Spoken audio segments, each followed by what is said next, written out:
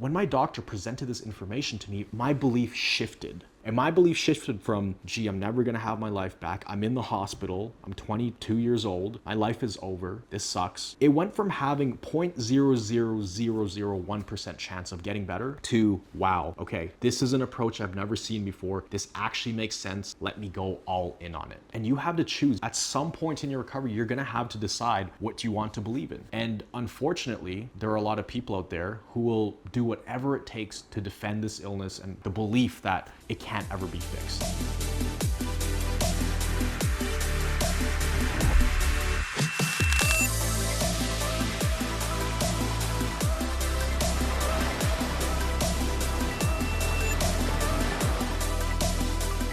How's it going, guys? Miguel here from CFS Recovery. In this video, I'm gonna be talking about belief. And it sounds like a very broad topic, but I'm gonna really narrow it down to how belief plays a massive role in either helping you get better, helping you get back to thriving health wherever you are right now on your journey, or how it makes you go backwards. And if you're watching this right now, you're probably dealing with a bunch of mysterious, debilitating symptoms, things that the doctors can't seem to pinpoint or figure out. Maybe they've told you you're perfectly normal. Hey, your blood tests are all normal, your scans are fine, and probably why you're watching this right now. And more than just the physical symptoms, I think people don't put enough emphasis on the mental side of things. Because as much as CFS, long COVID, post-viral illness, fibromyalgia, as much as it is a physical condition, that's what it seems to be classified as in the medical industry, there's a whole nother side to it. It's more than just a physical struggle, it's a mental struggle as well, an emotional struggle. And it's just as, if not more of a struggle mentally than physically. Because sure, yes, maybe you can't walk around, maybe you can't do as much as you used to do, but who you are as a person with your identity, that's kind of stripped away from you. When you can't work the job you used to work, when you can't be the person you want to be and laugh as hard as you can with your friends, and you feel like a part of you is left behind prior to you getting this thing, you feel like a different person. So there is a sense of loss of identity. It takes a mental toll. And that's why I think it's important to talk about this side of things. And specifically for this video, we're going to talk about belief. Now, there are two things you can believe in here. Let's make it very simple. I mean, sure, there's a lot of different things, but for the sake of recovering from these mysterious symptoms, you need to get to a place where your belief in recovery is stronger than your belief in the illness. Does that make sense? Let me paint a picture here. When you're going throughout the day, when you're existing throughout the day, when you're in your own thoughts, when you're lying in bed or sitting on the couch or walking around doing your thing, are you telling yourself that you can make it? Are you envisioning that future where you're perfectly normal, where you're able to travel again, where you're able to work?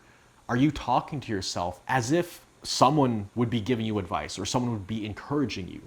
Are you that helping voice, kind of like the angel on the shoulder? Or is it like the devil on the shoulder? Are you constantly putting yourself down in recovery? Are you saying, yeah, that would be nice, but it's never gonna be that way. Yeah, I had a nice life. I guess I'm gonna have to settle for this. And does it even get to the point where you start to defend the illness? Now, I know I've been there for my first maybe 4 years. People would say, hey, you should be fine. Nothing's wrong with you. And I'd say, no, there's definitely something wrong. And obviously there is something wrong. And this is before I found a solution. If you're on my channel right now, my YouTube channel, you have found the solution. So the solution is right in front of you. It's in the videos. You can listen to it. You can watch the YouTube videos.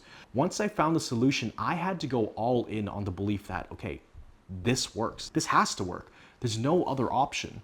Like, what else am I gonna do? My doctor told me all these things because he's the one who showed me a lot of this information. What am I gonna do? Not believe it? So I had two options there. I could stay stuck in my own thoughts and my own beliefs and say, no, I've tried everything. This doesn't work. I've tried brain retraining before. I've tried EFT tapping and I crashed because even just tapping on my body, that was using up too much energy. So I told myself these stories, but when my doctor presented this information to me, my belief shifted. And my belief shifted from, gee, I'm never gonna have my life back. I'm in the hospital. I'm 22 years old. My life is over. This sucks. It went from having 0.00001% chance of getting better to, wow, okay, this is an approach I've never seen before. This actually makes sense. Let me go all in on it. At some point in your recovery, you're gonna have to decide what you want to believe in. And unfortunately, there are a lot of people out there who will do whatever it takes to defend this illness and the fact not the fact, the belief that it can't ever be fixed. Whether it's on the forums, whether it's people commenting on YouTube videos like this, people are gonna say, well, you don't know what you're talking about, or how many medical degrees do you have? Well, I don't have medical degrees, but I recovered, and I help people recover. We have helped doctors in the program recover. So I think we know what we're doing here, and I think there's enough proof out there. If you listen to all the recovery stories, there's a common theme that every single person who has recovered has, and that common theme is they actually believe they could get better. So you have to ask yourself, what is your mind justifying every single day? Is it trying to justify the fact that you can't get better or the fact that you can get better? Which story is playing more in your head? Now, in the beginning, it's very normal for that voice to be saying, I don't want to do this. I can't get better. I was stuck there. And the reason why I didn't want to believe in recovery after a certain point was because I tried so many dang times. I had gotten my hopes up. I had dreamed of doing these things by next summer or this Christmas it's going to be better, and it wasn't, and it was worse. And I told myself, well, next year it's going to be better. And then it was even worse. So I got tired of having my hopes up and getting excited about the future when it was just going to be stripped away from me. It was like a buzzkill.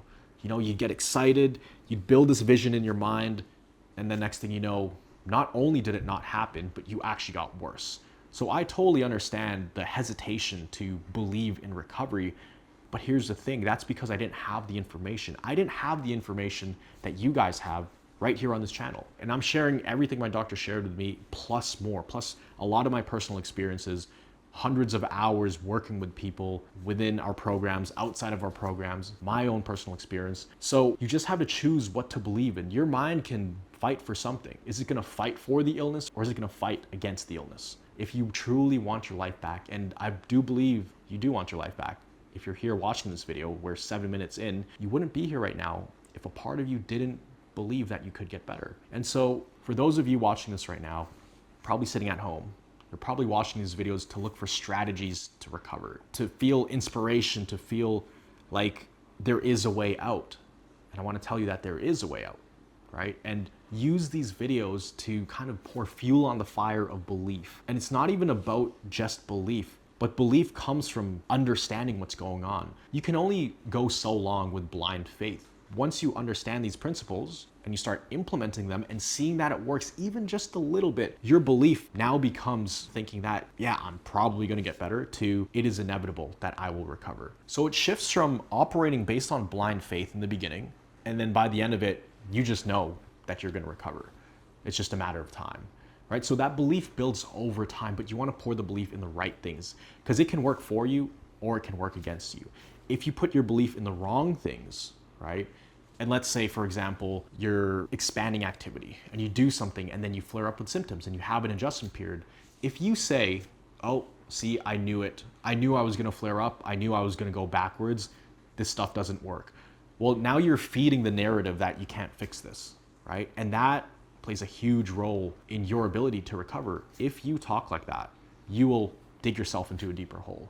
Versus if you say, okay, this is an adjustment period, I'm flaring up, but this is part of the process. Yeah, it sucks, but it's just the nervous system.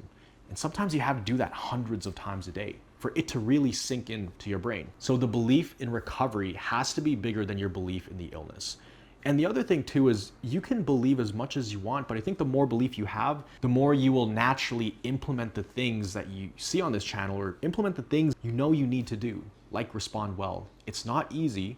It is very difficult, especially in the beginning, but just like working out, those first few workouts are very tough. It's very tough to stick with it. That's why most people don't continue working out. I used to be a personal trainer, so I've seen this pattern many times where people get really excited, they start doing something, and then they say, you know what, it's not for me, and they start implementing the practices less and less and less till they're not even implementing it anymore, and then they say, well, no, the gym doesn't work, or I can't get fit, and that becomes their belief. It's the same thing with recovery. If you try these things, the more belief you have, the more likely you are to stick to it versus just trying something out. You truly have to believe at your core, even if it's 0.00001%, that you will have the life you desire. You want that. And you have to hold on to that, because how it works is, when I was at my lowest point, this was in the ICU, I was there for about 4 weeks, IVs, They were giving me, I don't even know what they were giving me. I was on like 5 or 6 different medications and it was all a mess. Painkillers, folic acid, I was getting blood thinners. They were injecting my stomach. Not deep, it was like a little bee sting, but that wasn't fun. They were giving me gravel for my nausea, lots of Tylenols, and I was at my lowest of lowest points. But I remember, if belief was like a battery, I was on barely 1%. I was ready to throw in the towel. I was like, there's no point in all of this. I'm literally just taking up air and suffering. What is the point? But this is where you find a small part inside, a very dimly lit part of that dark cave, because it feels like you're contracting into this dark cave where life just kind of goes to crap. You lose everything you ever had. You even lose your ability to think sometimes, but you have to go deep within to this like dark cave. But you'll find this place where there's still that hope for a future, right? And if you can recognize that place, it's like that little spark goes off in the cave. And eventually, if we're talking analogies, it's like you find these other visions you have of the future, these things that would excite you, that you want to do, that are worth fighting for. You need to find something that's worth fighting for. And I found that I wasn't doing it just for myself, I was doing it for other people. So as I'm building this vision, it's almost like I'm in the cave gathering these twigs, these little sticks, these little pieces of, leaves, putting it into the fire, and it grows a little bit bigger and a little bit bigger and a little bit bigger. But you have to add to that fire. Keep believing, keep seeing that vision for the future, right? But also the biggest thing is you actually have to fan the flame. Believing is not enough. You have to actually back it up with action and implement the things into recovery. You could be the most motivated person in recovery, but if you're not putting things into practice, it's not gonna work. So that's all I wanted to share in this video. Belief is super important. If there's something to take away from this, it's be mindful of where you're putting your belief in. Which plant are you watering? Are you watering the belief that you can't recover, or are you watering belief that you can recover? Because whatever you water, that's what grows. Whatever you focus on, that's what expands. Whatever you fix your mind on, that's what comes to fruition in life. And I'm sure there's some kind of scientific explanation for this. I talked about this in some other videos. The reticular activating system, that's a good example as well of how this works. Whatever you focus on, that's what will show up more and more. For example, if I'm on the highway and my friend says, how many white cars do you see? And I take about 30 seconds and I say, okay, there's maybe 30 cars. And then he says, how many red cars were there? My mind won't really remember how many red cars there were because I wasn't looking for it. I was focused on the white cars. So that's what I saw more of. If you're focused on how you can't recover and how it's not possible, that's what you will see more of. If you focus on how recovery is inevitable, how it's possible, how you're gonna get there at some point eventually, you're gonna see proof of recovery, of how you're moving forward. So I hope you enjoyed this video.